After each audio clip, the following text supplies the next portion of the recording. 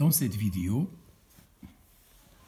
on va étudier l'application de l'énergie potentielle, c'est-à-dire à quoi sert la connaissance de l'énergie potentielle d'un point matériel ou d'un système. Quelle est l'utilité de cette énergie potentielle? Et je commence par le paragraphe 1 comme rappel. L'énergie potentielle en un point M de coordonnées x, y, z. On a vu dans les vidéos précédentes que c'est EP en un point M, c'est moins lambda sur R plus C. Pour la force gravitationnelle, lambda c'est G, M, M'. G c'est la constante universelle. Sa valeur est 6,67 10-11. En mécanique terrestre, EP à la surface de la Terre, elle est nulle. C'est une convention. Lorsqu'un corps est sur la surface de la Terre, il n'a pas d'énergie potentielle. Donc c'est une condition initiale. À quoi sert cette condition? Pour déterminer la constante C. Donc, je déduis que C égale lambda sur R. En remplaçant EP par 0, avec petit r, c'est R plus H. Voilà le petit schéma. R, c'est le rayon de la Terre. H, c'est la hauteur par rapport à la surface de la Terre, de la position du système ou du point matériel M. Donc, à la surface de la Terre, H égale à 0. Donc, je remplace petit r ici par H plus R en donnant à H 0. J'obtiens donc C égale lambda sur R. Or, lambda, c'est GMM'. Je remplace R par R plus H. Donc, la constante, ici, en mécanique terrestre, c'est cette quantité. Or, on sait que, d'après le cours, le produit M'G, M' c'est la masse de la Terre, ici. C'est la mécanique terrestre. M'G est égal à G0 R carré. G0, c'est l'intensité de la pesanteur à la surface de la Terre. Je remplace donc M'G par G0 R carré. La constante C devient ceci. Donc C vaut mg0r. Je remplace cette constante dans la première formule. Et donc l'énergie potentielle d'un point M situé à une hauteur h, à une altitude h par rapport à la surface de la Terre, c'est celle-là. Donc la constante, elle est incluse ici. Voilà l'énergie potentielle d'un point M situé à une hauteur h par rapport à la surface de la Terre. Donc, je suis parti de la formule générale et j'ai abouti à celle-là, que vous pouvez apprendre par cœur.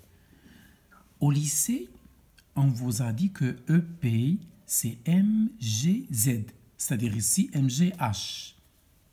Pourquoi? Parce qu'au lycée, vous étudiez les corps qui sont plus proches de la Terre, c'est-à-dire H est négligeable devant le rayon R, la hauteur. Donc, si je néglige H devant R, dans une somme, donc le H disparaît, je simplifie par R et je retrouve Mg0Z ou le Mg0H. Donc, cette formule, elle généralise celle du lycée. Et la première formule, elle généralise toutes les énergies potentielles. Celle-là, c'est terrestre. Paragraphe 2. On va étudier l'équilibre en exploitant l'énergie potentielle.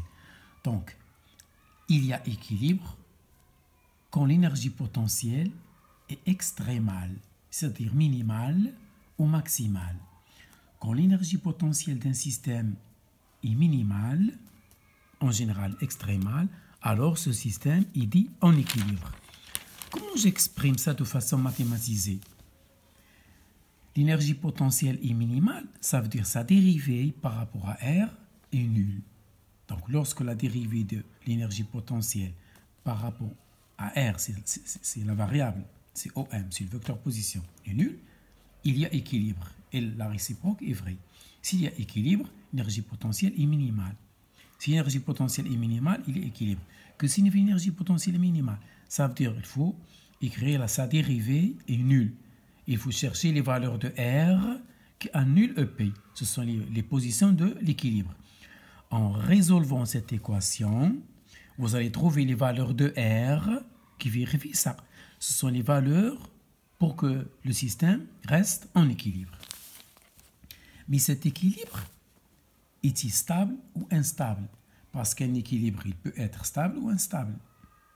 Pour répondre à cette interrogation, on attaque le deuxième paragraphe. Donc, on va s'intéresser à la stabilité. Donc, pour savoir s'il s'agit d'un équilibre stable, comme ça, regardez ce schéma. Le poids matériel M, il est en équilibre dans cette parabole, dans cette cuvette, comme un bol. Il y a une petite vie à l'intérieur, donc elle reste en équilibre. C'est un équilibre stable. Donc, l'équilibre est stable lorsque la dérivée seconde de l'énergie potentielle est positive. Donc, si vous dérivez une deuxième fois cette équation, vous trouvez une valeur positive, vous déduisez qu'il s'agit d'un équilibre stable. Voilà un exemple. Supposons maintenant que je renverse le bol et je mets la bille à l'extérieur. Ou bien je prends une petite bille et je la pose sur un ballon de foot ou un ballon de basket. La bille peut glisser vers la droite ou vers la gauche. Je dis que c'est un équilibre, mais il est instable. La dérivée seconde de l'énergie potentielle, dans ce cas, elle est négative. Donc, il y a équilibre lorsque la dérivée première est nulle. Il y a stabilité de cet équilibre lorsque la dérivée seconde est positive. Il y a instabilité de cet équilibre lorsque la dérivée seconde est négative. Voilà pour cette partie.